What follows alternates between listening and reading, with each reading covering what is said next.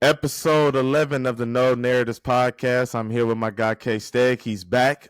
Jeff, thank you for filling in, but the original is here. I appreciate you for coming in.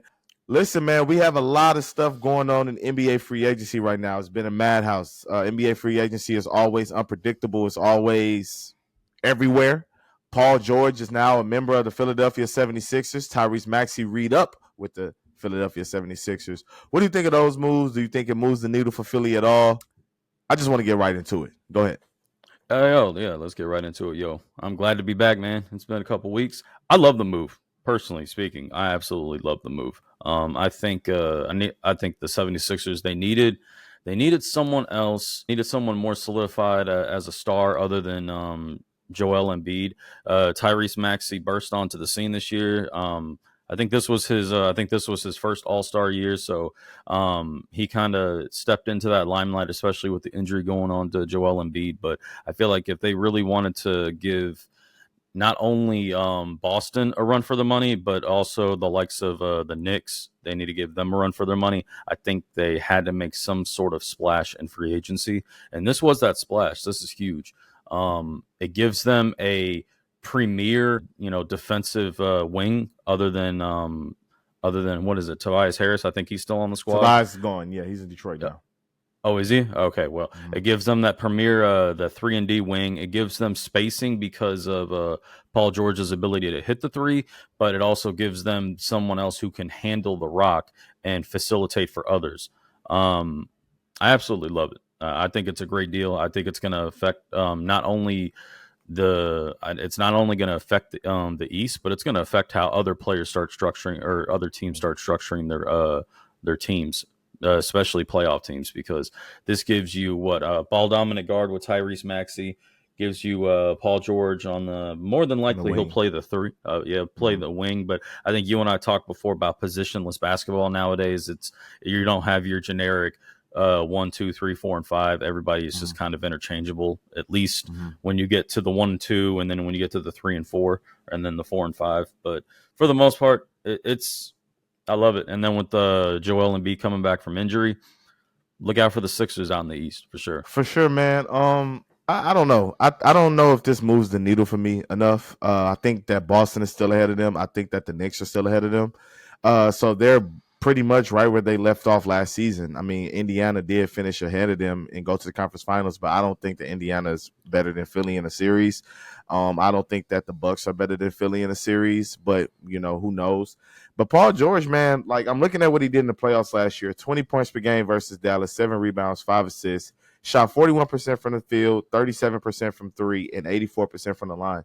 James Harden outperformed him: 21 points, 8 assists, 5 rebounds, 45% from the field, 38% from three, 91% from the free throw line. Paul George he fades to me. Like, in terms of tools, in terms of how he looks aesthetically, how he plays the game aesthetically, he checks all the boxes that you want. Like, all the boxes. This is the thing that he doesn't put it together enough for me to take Philly as a threat to do anything seriously. I dive into his contract, 4 years, $212. I feel like, and this might garner some hate, he's not coming in to be the 1 or even the 2 option. Absolutely, but you're going to need him to be that, though. You're going to need him to be. If he comes in, he's the 3rd option in my eyes. And the reason why I say that is Maxey's going to be dominating the ball. So what more than likely happens is he'll be the one that is facilitating and getting everyone else involved. And then obviously the offense is going to run primarily through Joel Embiid.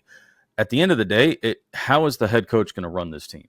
I don't remember who the head coach is for the 76ers, but I know in LA with it's not Ty Lue anymore. I don't remember who it is. And no, the coach is Nick Nurse of the Philadelphia 76ers. Nick Nurse.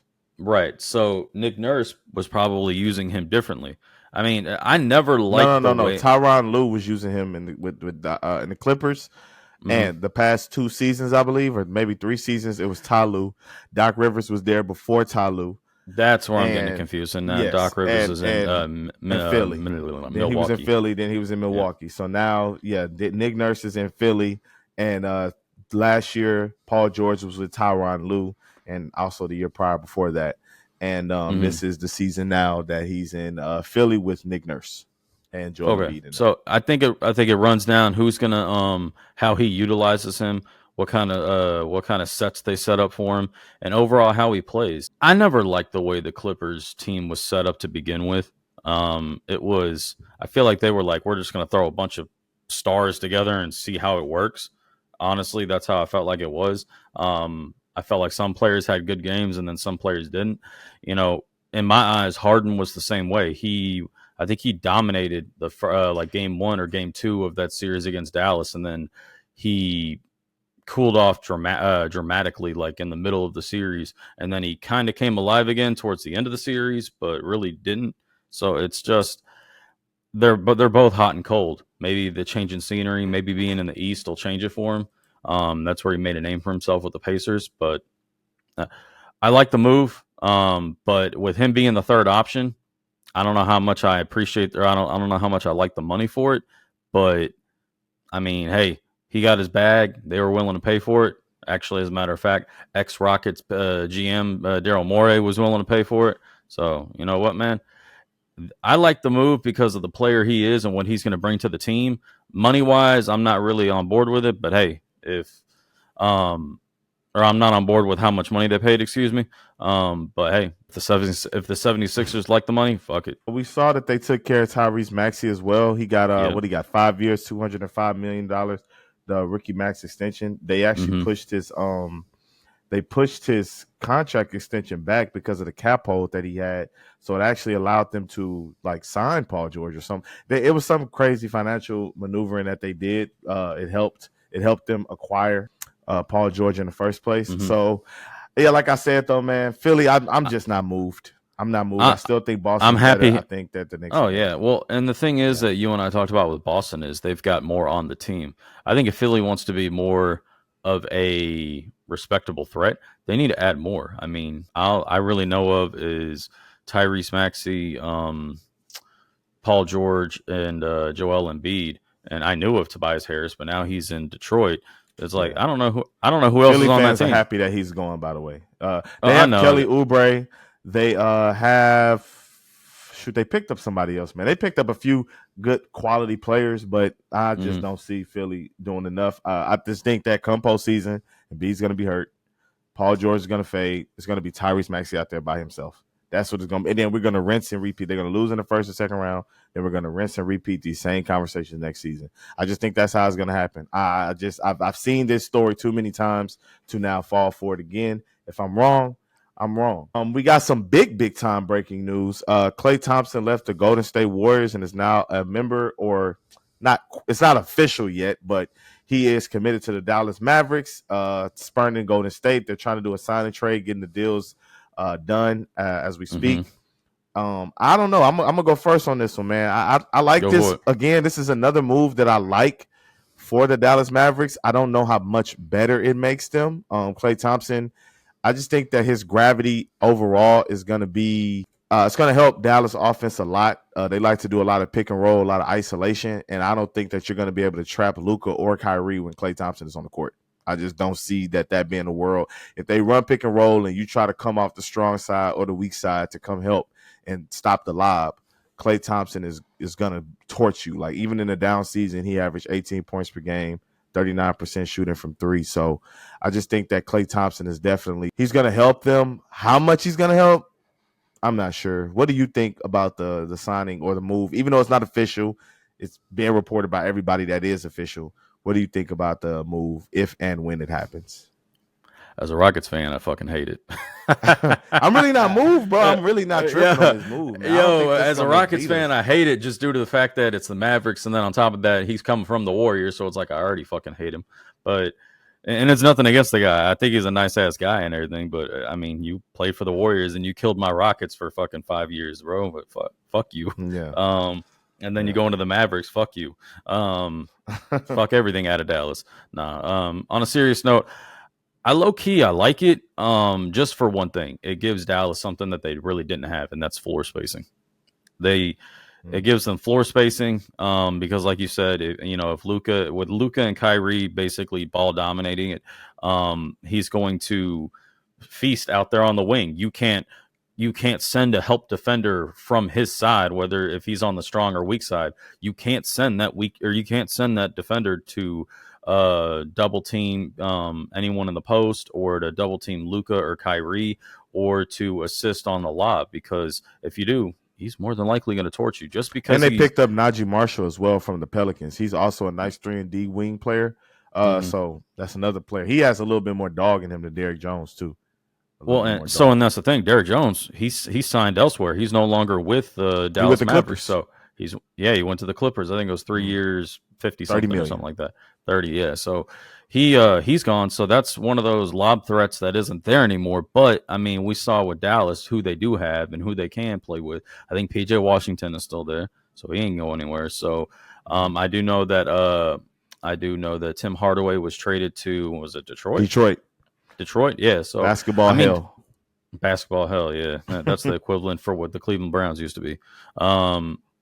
So, I mean, I like what Dallas is doing. You know, they fell short against the Celtics, excuse me, not the Clippers. They fell short, so they're making some changes to add to the team, see if they could do something. I like the move. Is it a little bit of an overpay? I think everybody was going to say it was a little bit of an overpay just because he did have a down year. But I mean, the thing is, though, it's only $16 million. 3 years, $16 million. Yeah, but 16.6 per year. That's not bad for Klay Thompson. That's not bad. It's really not. But I mean, how San Francisco primarily, NoCal was speaking, they didn't want him to get paid at all, and it's just like, why? Allegedly, they were trying to pay him like $20 million, low 20s. That's what was reported. So he essentially took $4 million less. But I guess when you factor in taxes, state taxes, in comparison to California and Texas, he's going to get all of it when he comes to Texas. For sure. So I mean, I like the move. I'm happy for him because I think he needed a change of scenery. I mean, I'm glad to see him somewhere else too, for sure. I mean, I'm happy to see. You know, the one thing that you and I kind of talked a little bit about when we were talking about Kyrie is he needed the change of scenery for him to kind of, you know, do a 180 with him. I think the same thing's going to go with Klay Thompson. And here's the thing: he's not coming in to be the 2 option. He's coming in to be the 3 option. Like, it's like, bro, if even that, I don't need you to. I mean, he was never really a ball dominant guard. You didn't ask him to facilitate, but it's like, yo, I just want you to go out there, set up on the 3-point line, and guard some wing players. That's really all I need you to do. I don't need you to do anything other than that. And, you know, make a couple of threes, make life hell for the defenses when they want to double team Luka or Kyrie, and we'll take it from there. I mean, on paper and systematically, it works. You know, I'm happy for the Mavericks. I'm happy for Klay for getting his bread. Especially, I think he's 34. So when this contract is up, he'll be 37. So, I mean, I just hope he stays healthy. That's all it is. I mean, you hope all these guys stay healthy. Facts. I see another Texas-related team. I don't really want to talk about them, to be honest. Let's go to Isaiah Hartenstein, man. Isaiah Hartenstein, 3-year deal, $87 million, signs with the Oklahoma City Thunder. I think that they're going to move Chet to the 4 and put Hartenstein at the 5. 2 7-footers in the starting lineup. It's gonna. Yeah, Chet was playing the 5. Now they're going to move him down 1. I think this is a good move for them. What I like about OKC is they're not star hunting. They signed 2 other players, Isaiah Joe and Aaron Wiggins. They signed both of those guys to extensions, homegrown talent. And then now they're signing a free agent, Isaiah Hartenstein. We already know they traded for Alex Caruso and I think Lonzo Ball. They traded for those. To say that. I know that hurt you to say that. It did. You already know how I felt about it.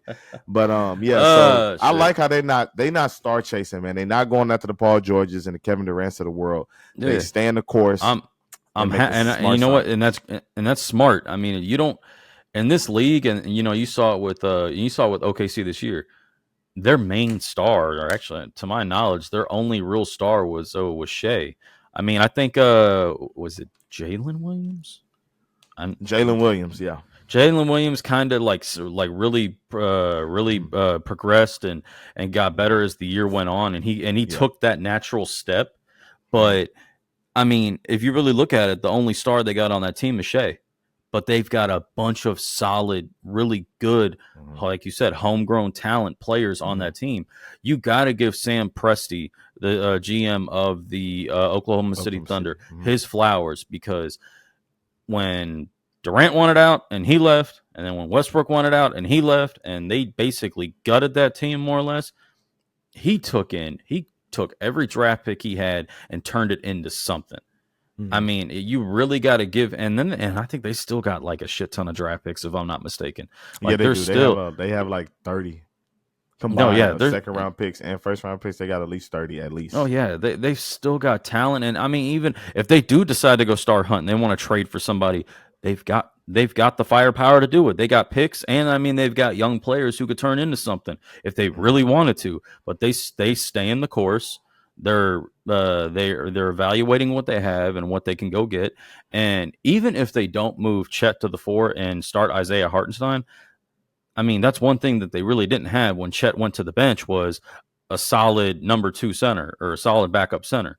Now you got that. I mean, now you're adding depth to your team, and you saw where you were struggling at in the playoffs. They had Josh Giddey out there. They had to put him on the bench because he was teams were like completely ignoring him at the 3-point line, which was messing up their spacing, and that's one of the reasons why they lost to Dallas. Personally, I just think they didn't have enough experience as Dallas, but no, they didn't. It's easy to point the finger at Josh Giddey, which, I mean, it's easy to point the finger. It's really easy to point the finger at anybody when you get right down to it. But I mean, at the end of the day, like, you know, lack of experience, lack of depth, you know, a lot of it goes down, you know, you point the finger at everything. I mean, if you really want to look at it, was OKC a year early in their development? I mean, no one had them expecting to be not the number 1 seed in the West. Not the number 1, exactly. Like a playoff team going from play in, losing last year to the Pelicans. I think they lost to going from that, and then to the number 1 seed in the West and going to the second round. That's a huge step up. But to be fair, they also didn't have Chet at all last season. He had hurt himself in like a recreation game against LeBron. Like, it was like a pickup basketball game, and he had a Liz Frank injury.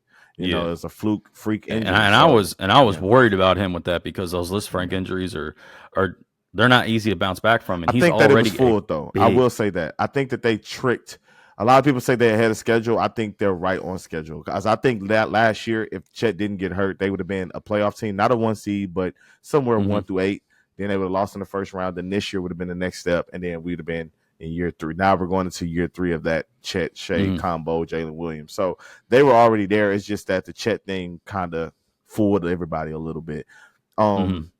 But yes, we do like the moves that OKC made. I'm not liking these moves, to be honest, because they get in the Rockets' way. Like, they all in the Rockets' way. I just see it as competition. I mean, what Detroit did with Kay Cunningham is what's really getting in the motherfucking way of the fucking Rockets. Detroit had to do it. That's what I want to say. They had to. I mean, you said it. They're not Houston. They're not Houston. They're not like Houston. Scotty Barnes in Toronto. They're not in Houston's situation, I don't think. Well, it's not just that either, but it's like what you said. Detroit is basketball hell. If you want to keep players there, you're going to have to pay money for them. So they didn't have to pay Cade that much right now either, though. I don't think, because he was hurt his first 2 years. Bro, like, and that's why I looked at it, and that's why I was like, what are you doing? Because if you want my honest opinion, Scotty Barnes has already done more than what Cade Cunningham has done. Yes, absolutely. And Jalen Green has done a hell of a lot more than what Cade Cunningham has done. And Sengun. And it's like, and you're over here, what is it? They gave him 5 years, 206, or 5 years, 226. 226. It's like, bro, like, and Scotty Barnes got 224. Which is kind of nuts. But honestly, I'm gonna tell you this though. I hope that Jalen and Alp get their money, because if they do, that means that they were playing exceptionally well. So if they get their money because they're playing at an All NBA status, that means that Houston is in the playoffs. Which I'm 100% absolutely. I'm happy with. So I hope they. I feel like that's the only thing that would hurt them that would hurt the Rockets or get in the way of the Rockets is the money situation. But what you and I were talking about this morning was I love the way that the Dylan Brooks and Fred VanVleet's contracts were structured, because they were only 3-year deals. So in 3 years, they're out, which is about the same time. Brooks. I'm going to look at 4 years. Yeah, Brooks was 4 years. But Fred VanVleet was a 3-year deal with the third year being an option. I think it was a team option, if I'm not mistaken either. So what year did we just get out of? 23, 24? Yeah. So Yes. Brooks contract. What I like about Brooks contract, the first 2 years are 22 million. Next season, not next season, but the season after next is 21, and the season after that is 19 million. That's great value. And even next Mm-hmm. year, 22 million is not going to kill your books. Nope. Isaiah Hartenstein's getting paid 29 million. DeAnthony Melton just signed a deal with Golden State, $13 million. That's $9 million less than what Dylan Brooks got right now. So I think that you're right about the contract situations. By the time those guys are ready to get up out the door, it'll be Amen's time to be up, and then Jabari's, and maybe even Reed Shepard, depending on how he develops or what Houston goes in that direction. So, Right. the I money mean, is, and then go ahead. I'm and the sorry. money situation, I don't think is a big deal because I think what's going to transpire is, I think if the team is producing enough, and I think if the players are doing their thing and they deserve the money, I think Fertitta's going to want to pay the luxury tax, and he'll pay over the luxury tax for If them. they're winning, sure. If they winning, I mean, I don't think he's going to care. Yeah, if you're doing what Golden State did, no, not at all. A player that we kind of skimmed over, give him his flowers. Defending NBA champion Derek White agreed to $126 million Oh, yes. with the Celtics. Yes. Kudos to him. Happy for him, especially after the performance he put in the playoffs, especially the finals. Congratulations to him and the Celtics. And the Celtics owner said, "Deuces, I'm out. I'm selling it." Yeah, he's like, I got my titles. I'm out of here. I'm not paying Al Horford $30 million. We are now the Boston Celtics. I like that. I'm selling. No, I can't take that. Really like that. I can't take that. That's on ESPN. They got them as sell-ticks. And I ain't gonna lie, I would have definitely stole that and said it was mine. But if it's on ESPN, you can't do that. Damn. No, I think that's the only thing that'll hurt. I think that'll hinder the Rockets right now. You and I were talking about it a little bit today. I just need the continuity and the consistency to be there. I mean, Alp was doing his thing in the beginning of the year before he got injured or before he got hurt. And there was also a couple of games where he kind of like fell short or fell off, and then he bounced back. And then after he went down with the injury, Jalen Green erupted for like that month stretch where he was just unguardable basically. Mm-hmm. And the Rockets went on like a 13-game win streak or something. I think it was 13 or 11. It might not have been a 13-game win streak, but they won like 14 out of 16 games or something like that, with a couple of losses sprinkled in. So if that I would have extended Sengun this year, though. I'm not going to lie to you. I would have extended him because even when he struggled, the stretches that he struggled, if Jalen Green was giving you anything at that point in time, defenses can't collapse on him like they was doing and game plan on him like they were doing. So now it's easier to game plan if I know that the guy out there that's on the wing is struggling to shoot 34% from three and he can't get a bucket. So if I know you're struggling, Jokic becomes easier to guard if Jamal Murray's not making buckets. It's the same situation with Sengun. So I think that Sengun earned his money this year, to be honest with you. I think that he should have got paid. But this is another I think he's going to get paid. I think he's going They're to get paid. They're going to do with him what Philly did with Maxey, though.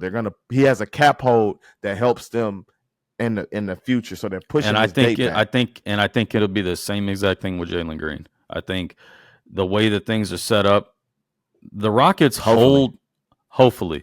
I mean, I still stick with what Ime Udoka said when he was doing his final interviews with all the players at the end of the year.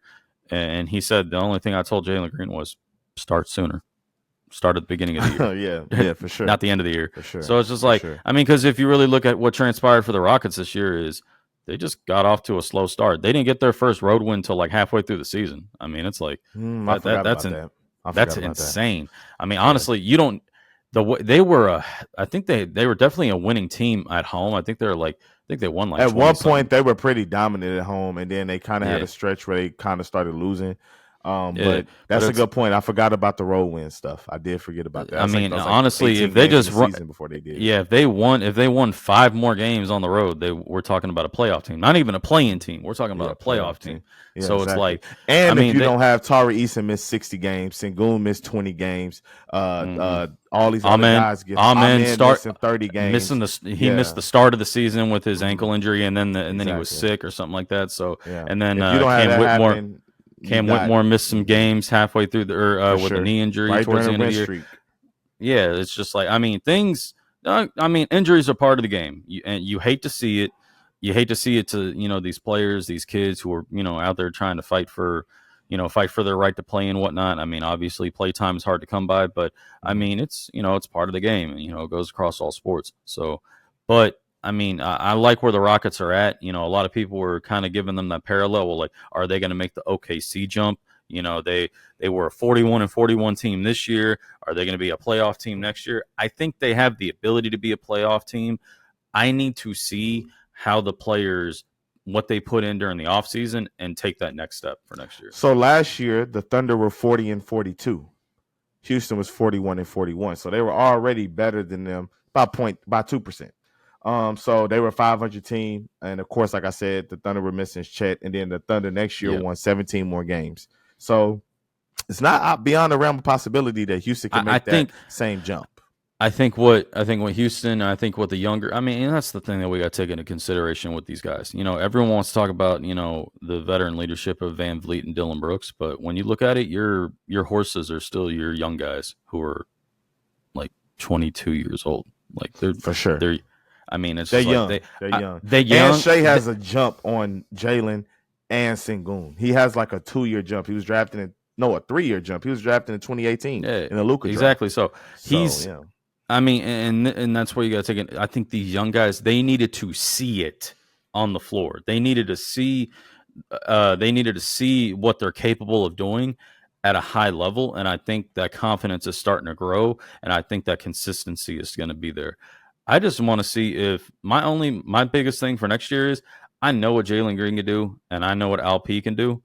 I need to know if they could do that shit together. That's what I need. I think next year we will see. We will see next season. I think they now know what to expect with Ime Udoka. Ime Udoka knows what to expect from them.